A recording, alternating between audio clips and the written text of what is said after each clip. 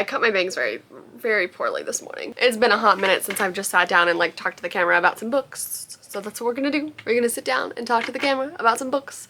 Books that I have received recently. I don't think I'm buying books that often. Suddenly I look at this top shelf, which you can't see, but it's right here.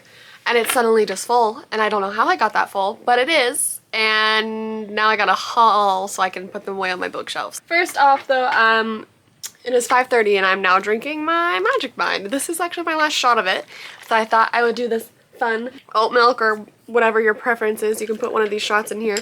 I was supposed to drink this earlier, but then was waiting until I was on camera. And I don't know why it took me so long today to get ready. It just did. I had a really relaxing morning. But I did wake up at 7, but then stayed in bed till 12. So did I really get up at 7?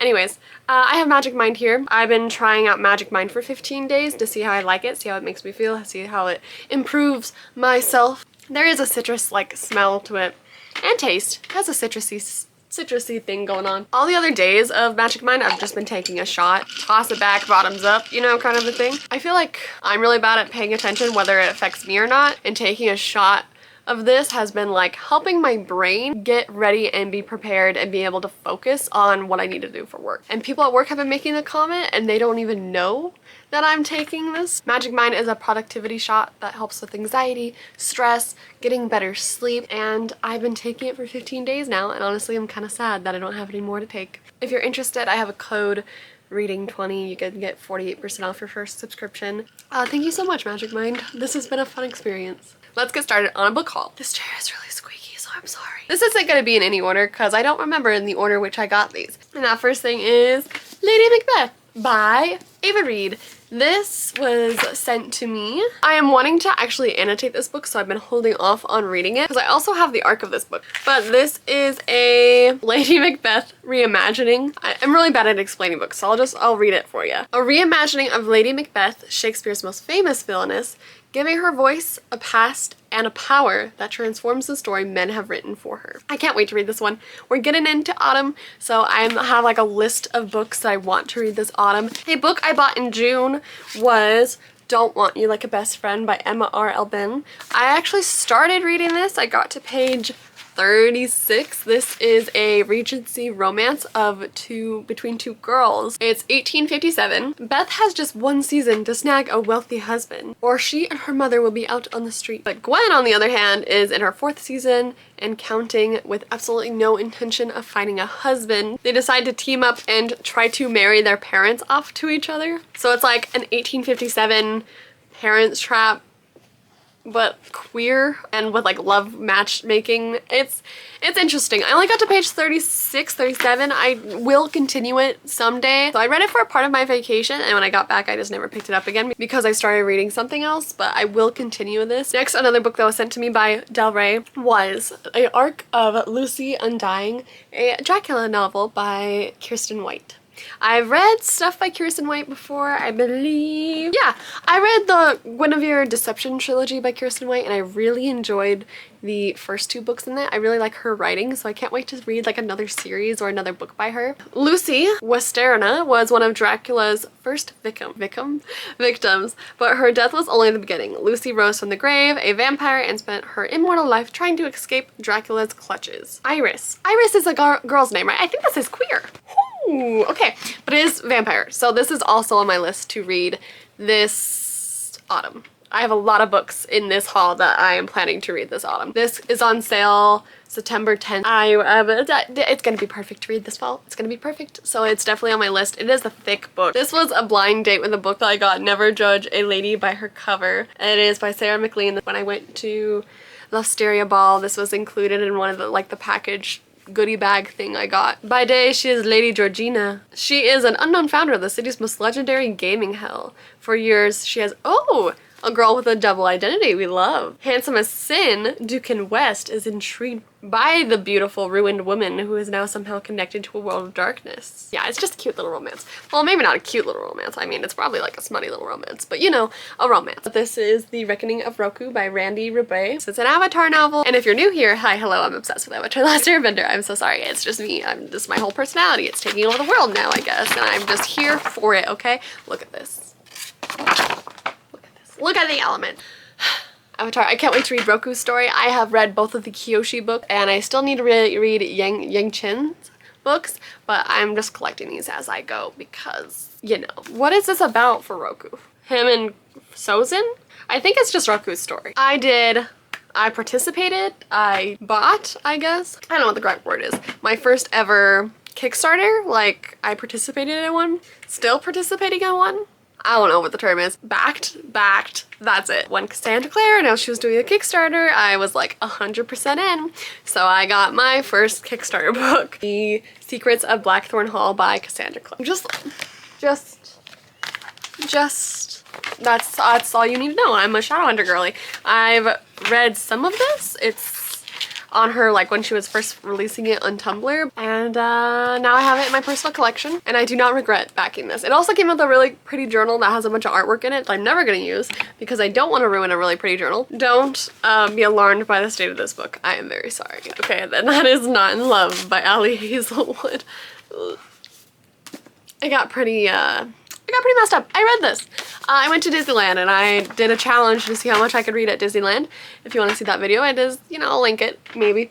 And I chose to bring a romance book, Science Engineer, and the boss, like this boss dude that's trying to take over the company that she works for. Yeah, totally did get called out by the security guard while going through security checkpoint.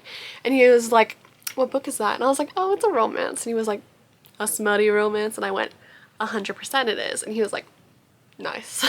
And then let me go through it to Disneyland. So a little weird to read this at Disneyland, but you know, it was fine. I went on quite a journey on Matterhorn and Thunder Mountain. I also used it as a prop for a picture on Guardian's Mission Breakout. So, you know, this book has had and lived a life. A book I found while going around to a bunch of free libraries, and I was, you know, putting books in free libraries. I didn't really find any I wanted to take except one, which was Nicola Yoon's Instructions for Dancing. This was the only one that like kind of grabbed my attention. I've heard good things about it. Evie Thomas doesn't believe in love anymore. I feel like that's a theme recently, like main characters who don't believe in love and they have to like get proven that love actually exists, because that's what happens in this book too. That's like a theme in it. I don't know. She's at a dance studio learning to waltz, foxtrot, tango with a boy named X. X is all that. Evie is not. Adventurous, passionate, daring. Philosophy is to say yes to everything. So they enter a dance competition, and you can only guess what happens from there. Another book I know nothing about, but I saw it on the table and I had to buy it purely because of the title and the cover, and that is You Cannot Spell Treason Without T by Rebecca Thorne. Look how cute, okay? You're telling me if you saw this on a table at a bookstore, you wouldn't gravitate towards it and pick it up? Look at this. The vibes, the cuteness, the coziness, the autumnness. Like, it's just... You Can't Spell Treason Without Tea is a cozy fantasy steeped with love. It's a book one of the Tomes and Tea series. This, I believe, is also queer. It's a sapphic romance as well. I believe they run away together and open a bookshop that also serves tea, and it's just supposed to be a cozy little love story, and I'm definitely gonna read it.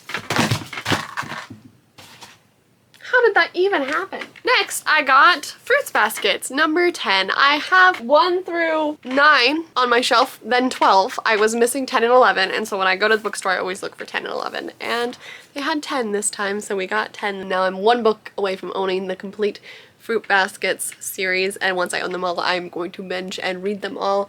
This is my favorite anime of all time, and I've just been wanting to read them and collect them for years, so I've been slowly doing that. This was actually a gift from my boyfriend. He looks when he's there too, and he buys them if he sees them. But I will be reading these very, very soon. I'm 1 away. I am contemplating making a reading vlog of reading all 12 of the Fruit Baskets. I think I should. Maybe I will. Does that sound interesting? Who knows? Maybe. Let me know. Fruit Baskets is an anime about a girl named Toru who is swept into this, like, not magical world, it's her world, but she, like, learns this secret about the Soma family, which is a really popular family, and they're all cursed by the zodiac. So when they get hugged by a member of the opposite sex, or like are sick or go under stress, they turn into their zodiac spirit animal. And it's a really heartwarming time. There's a lot of trauma in there too, okay? There's a lot of trauma. Leigh Bardugo's The Familiar. I love Leigh Bardugo. I still need to read Ninth House by her. Whenever she comes out with a book, I get it, but I don't read it because there's a problem with my brain. But I'm hoping to read more Leigh Bardugo this autumn. Ninth House is on my list. This is on my list. They're giving very dark academia vibes. Her books just, I feel like, are the perfect books to read during fall, especially like, I don't know, Six of Crows seems like a fall book to me. It's a spellbinding novel set in the Spanish Golden Age. There's magic, there's a king, seers, alchemists, holy men. That's a lot of words, okay? I don't know, I just want to read it. Even after reading this description, do I really know what it's about other than like this girl who's using magic and a king? I don't, but I want to read it, so I'm going to. And just this cover, this is just a vibe. Next I have a bunch of like Owl Crate and Fairy Loot books. So we're gonna start with Fairy Loot first. This is one I recently read, The Temptation of Magic by Megan Scott. This book, like the cover, the inside, it's stunning. I picked up this book during the reading vlog I recently did and literally read it in one sitting. I did not mean to finish it all in one sitting, but I did. I will continue on with the series if I remember to, but it's a romantasy. It's a young adult romantasy, but it's more new adult. Like, there is steam in this. These creature Imperials are like these high hunter-like creatures, and they will like, people will give off this scent before they kill someone, and they're like, they basically become like a predator and like have to hunt down that person to try to protect the other person. It's weird. There's like this academic setting too with like this painting. It's a weird book. It's weird, but like it's entertaining. I finally got in my copy of Ruthless Vows? Ruthless Vows. Vowels? I want to say vowels. Vows? Oh my god, vows. Why does it sound like I'm saying it wrong? By Rebecca Ross. This is, I've been waiting for this copy to arrive because ever since I read the first one, I knew I was gonna want the copy to match the first copy that I have from Fairy Loot. And I really, really loved the first book. I feel like a lot of people, first book really tugged on their heartstrings a bit. Can't wait to continue on with it. I've heard some not so great things about the second one. I've heard the first one's better, but that still makes me want to read the second book anyways. And I knew I just wanted to collect these anyways because they are some stunning books. I'll show you the first one in case you've never seen it before, but like, yeah. Do I need to say much? Cause the first book is kind of like a rivals two lovers. They both are like these academic writer people. They're not really academic. They write. And there is also a war going on, and they become war correspondence writers.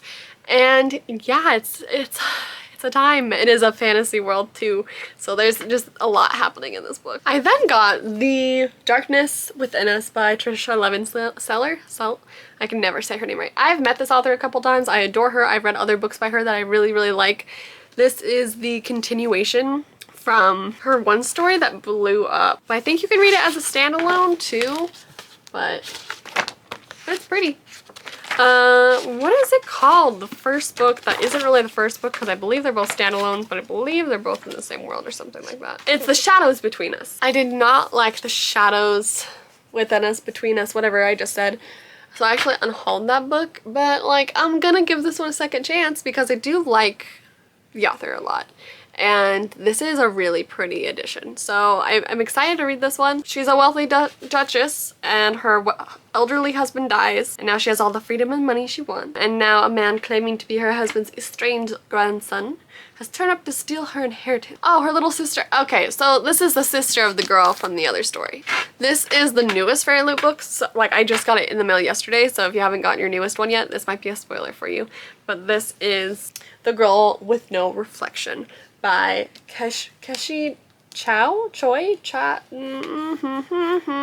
I can't read. Shall we read what it's about and find out together, because I never researched these before I start these videos.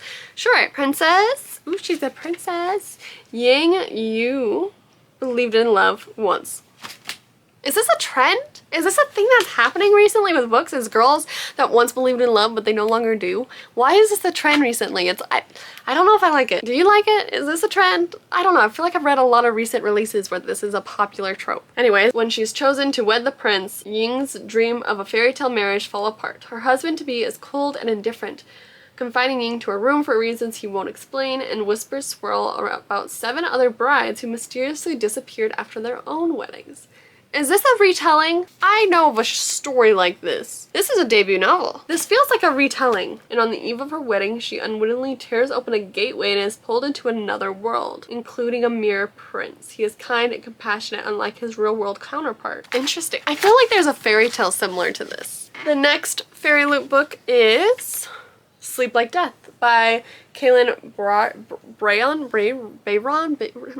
This is the same author of Cinderella is Dead. This is this really pretty cover. I love a fairy tale retelling. They're like some of my favorite. I don't know if I've like looked at this book in depth. Oh my god.